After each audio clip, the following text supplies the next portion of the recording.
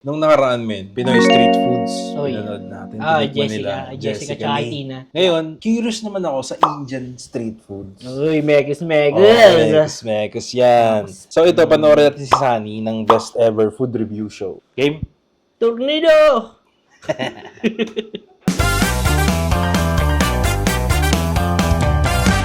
In this video, you're gonna witness India's most unique Indian street foods to men. city. Ano talaga sila no? More on kamay talaga yung ginagamit nilang ano no? Ayun no? Rekta talaga eh. Oo. Inflaming cow dung. Uy. Ginagawa rin sa probinsya yung. Talaga ba? Oo, dog. Ay, ano, cow naman, cow. Tapos iba matigas na. Medyo Tuyo-tuyo na. yung tuyo niya. Damo-damo lang naman talaga yun eh. Mas mabilis siya mapoy. Dumingas. Before tradition. Okay, we are right now in the streets of Varanasi. Going past me right at this moment is a human body. This is a At grabe, no? Sa kumot lang, no? ritual and old souls transitioning to their final resting place. Sinusunog? Yan na yun? Sinusunog sila dyan? Bago yun sa lugar nila. Grabe no? Open area no? As for my Kaya pala bango, no? Ayun. in the sacred Ganges River, Higo siya. I'm gonna find something to eat. Good morning and welcome to Varanasi. Right now we're on the Varanasi. river. This place is known for two things. One, it is one of the oldest cities in the world, and two, it's one of the holiest places in India. With thousands of temples and of course people flocking here to the river itself. Varanasi, Ano bang also sa called India? Benares or Kashi in ancient times, is the spiritual Anong capital of reliyon? India. All along the river and as you're walking here, Dami. there's just so Parang Dami silang sinasambay no? Parang hindi ba? patterns on their forehead, people with ceremonial clothing, people who are coming here to hopefully get healed. It is something like Parang ano rin, no? Parang Quiapo. Those who have Ang malaking Quiapo. sacred place perform rituals, descending to the river's edge by way of the Ghat, an ancient stone stairway. even though there's so many people gathered, there is a certain tranquility to this place. Here they soak, plunge, or play in an effort to purify themselves. For most Hindu families, a vial of this water is kept in every house. So let's talk about food. Parang naliligo. Hindu is the majority religion, and for some people that means no meat. Basically, since this is a holy city, we're not going to find any meat today. It's all going to be Ano rin vegetarian. sila, no? No meat din. In just a moment, we're going to pull up Oh, on shore, meron go din. into the city, and see what we can find.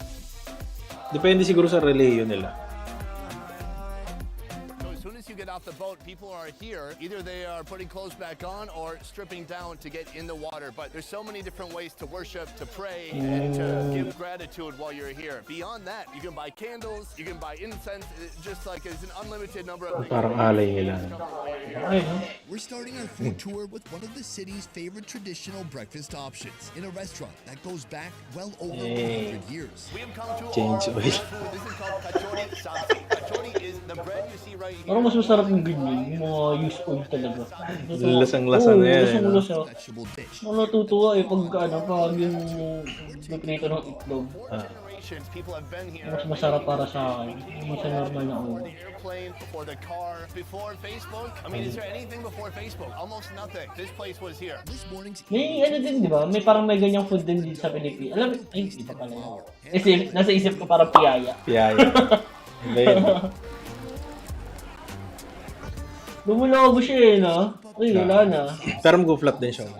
potato base, Pero ang ano nun, ang also potato bay leaves. nangyayari is magkakaroon siya ng space sa gitna. Ah. Doon nila lalagyan ata ng palamay. Okay, get. And they have a sweet tamarind sauce here too. Upon ordering, both sabzi are added to the bowl. Sarap. Then the two sauces. Grabe yung spices nila. Spices nila, grabe.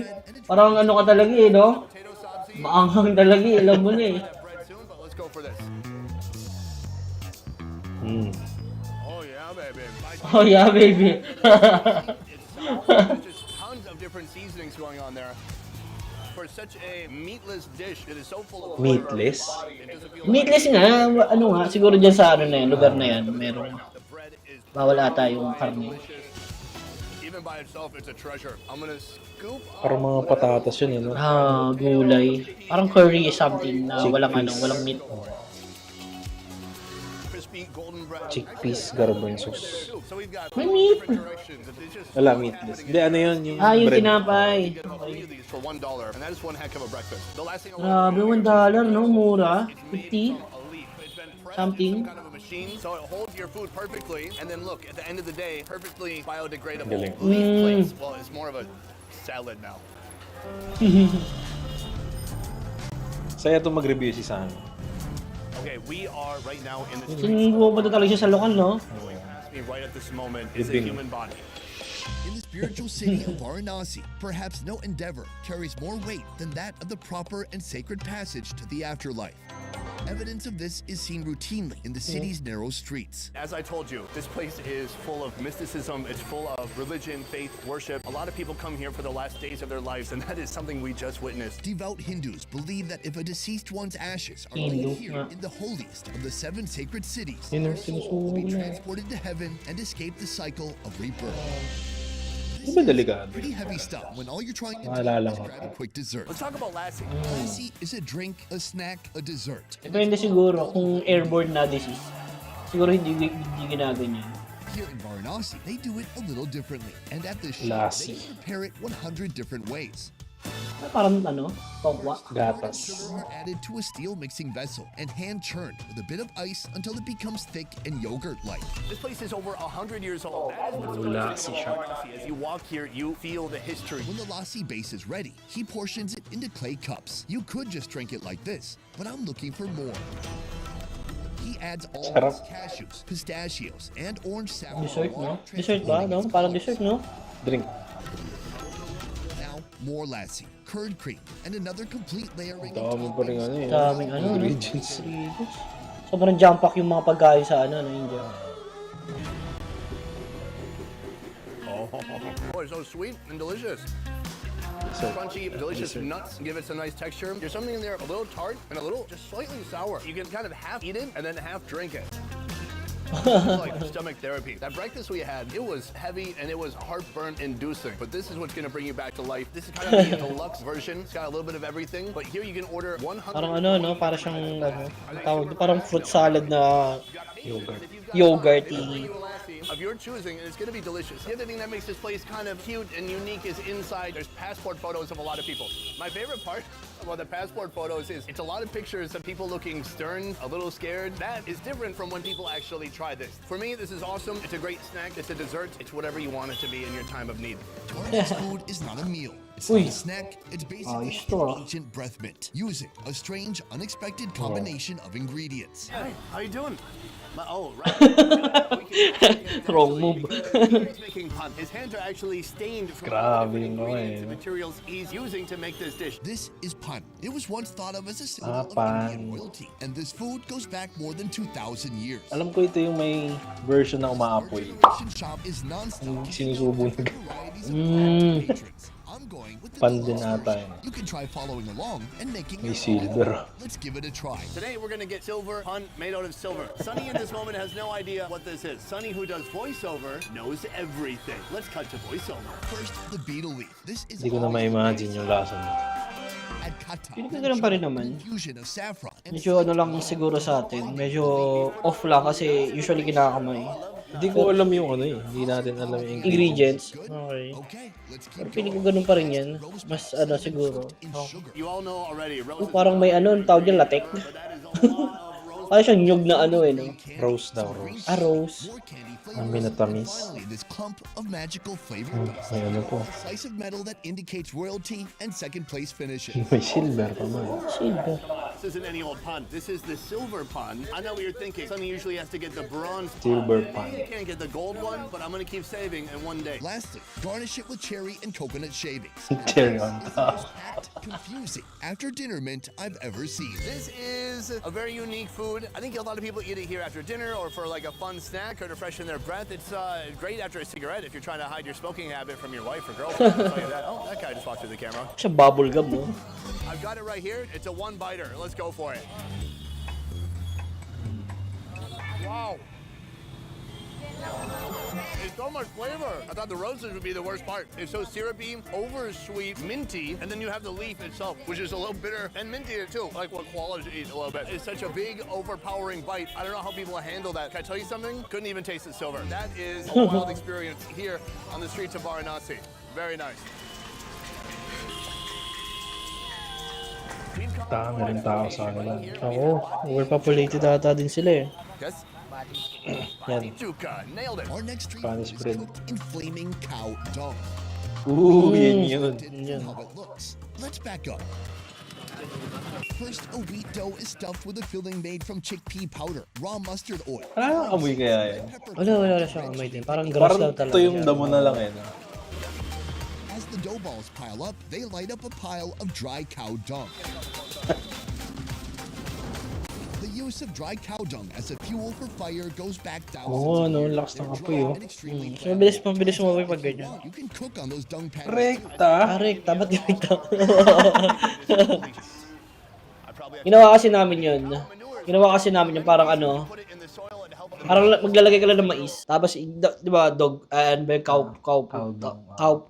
Tapos, ano mo siya, gaganon mo siya. Gaganon mo lang. Parang igigrill mo Oo, lang. gigrill mo lang siya. Pero yung lalapit na ganyan. Big and strong, but Ano siya oh. it is Rekta siya. Rekta. Pinahapon. material. Now, I know what you're thinking, but it's cow dung. Isn't that bad or what? Unhygienic? The fact is, it's 1,000,000 degrees. Beyond that, all the cow dung is made out of organic matter anyways. They're eating grass and watermelons, grains. So it's basically like we're burning plants anyways. They just happen to have passed through a cow. When the bread is ready, dust off Hinalo pa nga. and they're ready for the next step. Malinisin din. Our vendor Tinanggal grabs yung a bowl sunog. and adds choka or potato curry. It's a mix of veggies, spices, roasted eggplant, Potato tomato, and curry. boiled potatoes. Add a bit of Potatoes, green chili, eggplants, and then the bread chutney. dipped in ghee. Mahilig sila sa ganyan eh. Sa ghee. Butter. All right, guys, I have my next food right here. Hilig rin nila sa sibuyas, no? Oo. Let me tell you, it is 106 degrees today. It's the perfect weather for spicy food. Let's try it out.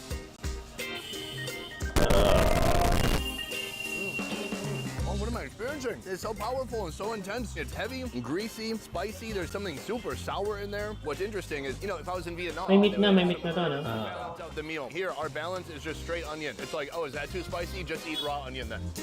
Gladly. So inside, you can see the filling. It is that Sobrang ano nila. It's nutty and Lakas ng mga Chinese bringing something hot, something palasa nila. Yeah. In many countries you go to, you average a meal. Yan yung ano eh, parang sumisingaw sa ilong mo pag ginakain. Savory, sweet. Overall delicious, but man, that is a powerful food with a kick. On these streets, I'm sweating from my arms. The Hindu religion itself meron has several ibig dyan. sub-branches, though some tenets of the faith Iba seem talaga pag constant. ano ka. Galing yun. Most devout Hindus are vegetarian, though dairy consumption is still allowed and enjoyed widely. Feeling ko yan yung magugustuhan. The cow is to be revered, and it's seen as a mother figure.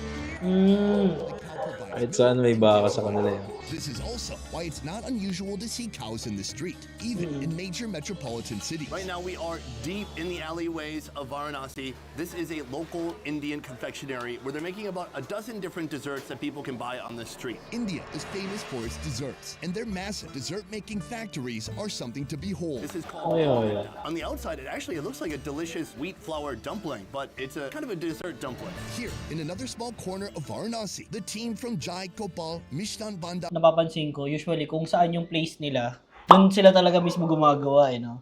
Oh, di ba? Kung saan sila nakapwesto, yun na yan. doon sila gumagawa. Dito mo gagawin. Latag mo lang dyan. Oo. Yun na yun, no? Yun na yun. Tapos, Alam nung parang tao. nakakangawit yung pwesto Oo. nila lagi. Tsaka alam seat lang. alam rin ng tao na parang alam mo pag masarap eh, no? Pinagkukumpulan talaga ng tao. Galing. filling is prepared right on the spot, starting with koya, a type of cooked reduced milk. Next, add sugar and ground cloves. That's what I love about India is whether it's dami meal na naman food or nilagay. dessert food, they're always crossing boundaries and borders and kind of taking it to places I certainly wouldn't expect. When the filling is thoroughly mixed, it's stuffed inside rolled flour sheets and contorted into their signature shape. Now, the healthy part. Deep fry for 10 to 15 minutes until they turn a heavenly, crispy golden brown. In a separate pot filled with sugar syrup, milk is added to remove impurities of previously cooked food particles. After adding a touch of rose essence, it's ready. Rose essence. Try dessert, saturating it completely.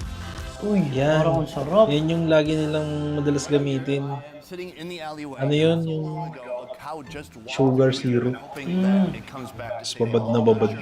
Tamis siguro yun. Diet, but it could be. So this is You know? still hot and just dripping with decadence. I'm just gonna take a big bite and see what happens. Whoa! Oh, there's such a mix of things going on. This bready part. Ano? Grabe yung asukal. It is filled with a hot syrup. It's like napalm. You got to be careful. It will leak out onto you. The best way to have any dessert in India is still blazing hot. I'm gonna take another bite of that. Not a ton of clovey flavor. Actually, there's some dairy in there, which is nice, soft, creamy. And then there's the rose. So you had this cool looking brown bottle of the souls of 10,000 fields of roses, and he poured that into the ghee. But also, I think it's been put inside of the stuffing too. Holy cow. Parang ano, alam mo yung sa, ano, sa Jollibee. Ang pangalan nun? Peach mango. Peach mango. That's not even the one that came by earlier. That's a calf. Where are these cows giving birth? Are they just doing it on the street? I mean, that would be the Nabasa. ultimate No, Indian peach mango pa yung nabasa. streets of India. Back to this. Let's take another bite. Oh, no. Grabe ang tamis niya. I like the clove. It tastes like eating Christmas candy or something. An extraordinary dessert. I didn't even know this existed. Getting to try it as you see a calf walk by, even better. We have one more left. Let's get to it. We're now approaching our final food of the day. If I just show you each of the ingredients independently, Big you'll never ingredients guess what nila. all this is about to become. It has been an incredible journey throughout this entire day, from the morning by the entrance to the river where people go and take a dip and worship, all the way through these narrow pathways and alleys full of ancient history and foods and restaurants that have been around for hundreds of years. Here we have the final meal. This is called chat. Chat is a family of savory treats that originated in India. They're considered snacks or starters. It's hard to explain. It's usually like a snacky item in India. Ay, It can be panipuri, oh. or it can be kind of soupy like this. This soup Sikat din yan yung panipuri. and it packs a powerful Sinasawsaw sa sabaw. It is a beautiful Okay. mix of ingredients. There is so much Parang ano flavor rin. Eh, ba yung parang crunchy? Ah, inside. This thing is like Ano yun? Parang bread lang? butter. para siyang fried na bola eh. and ginger, then a mushy Tas mash of binubutas sa tomato and gitna. loads of spices. Tapos may nilalagay na potatoes something. Garam masala, Tapos may sabaw. pink salt, and even more ghee. Mix, mash, and mix again until it's ready.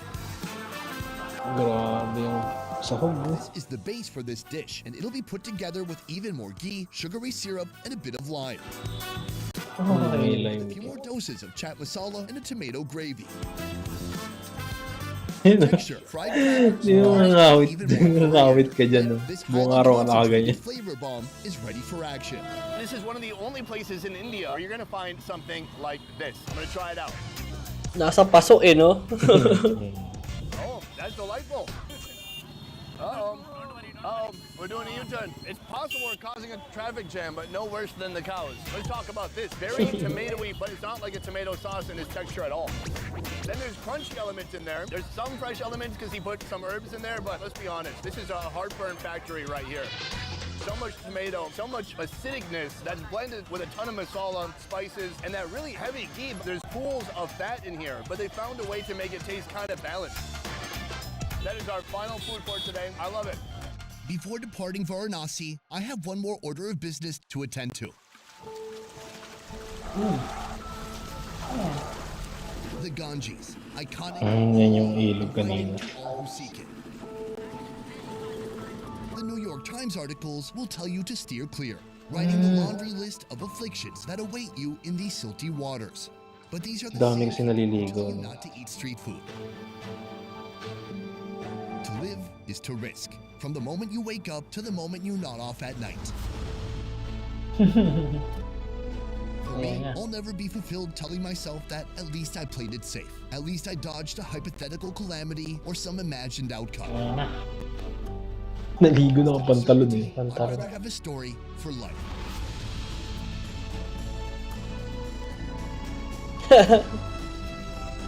Iba yan. Nagubad. Nagubad din eh. Binasa lang yung ano eh.